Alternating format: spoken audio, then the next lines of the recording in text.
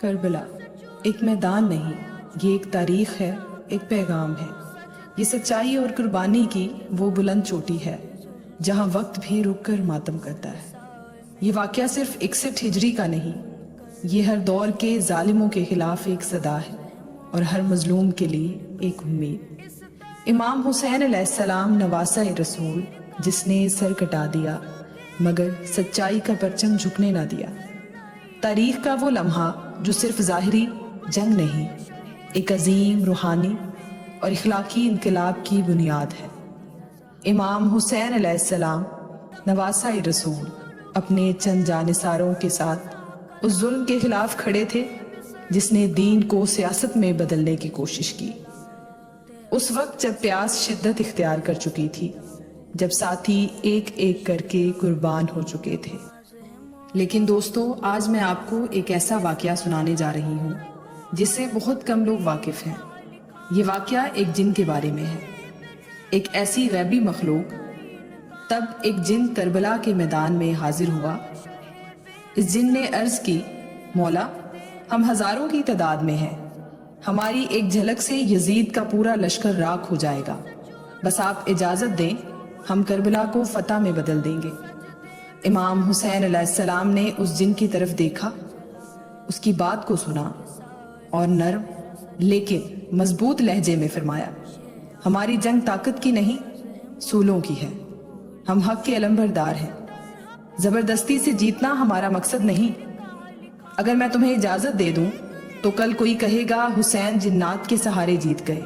نہیں، میں تو اپنے نانا محمد صلی اللہ علیہ وآلہ وسلم کے دین کو بچانے نکلا ہوں، اور اس راہ میں جان دینا میرا فخر ہے۔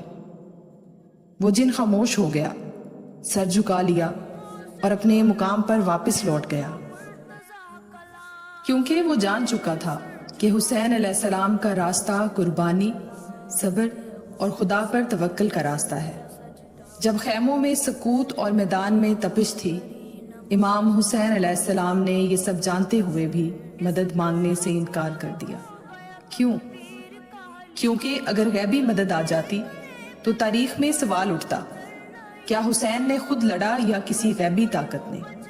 لیکن جب انہوں نے اپنا خون دے دیا، جب علی اکبر، علی اصغر، عباس، قاسم ایک ایک کر کے شہید ہو گئے، تب دنیا نے جانا یہ قربانی خدا کے لیے تھی۔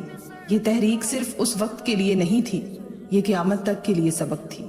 اور یہی وجہ ہے کہ آج بھی جب کوئی مظلوم ہوتا ہے وہ حسین کو یاد کرتا ہے، جب کوئی حق کے لیے کھڑا ہوتا ہے وہ لبیک یا حسین کہتا ہے۔ کربلا کی مٹی آج بھی گواہ ہے کہ امام حسین علیہ السلام نے کامیابی کو غیبی طاقت سے نہیں بلکہ اخلاقی برتری سے حاصل کر لیا۔ آج اگر ہم یہ جانتے ہیں کہ ظلم کتنا ہی طاقتور ہو، آخر کار حق ہی جیتا ہے، تو یہ سبق ہمیں کربلا نے دیا ہے۔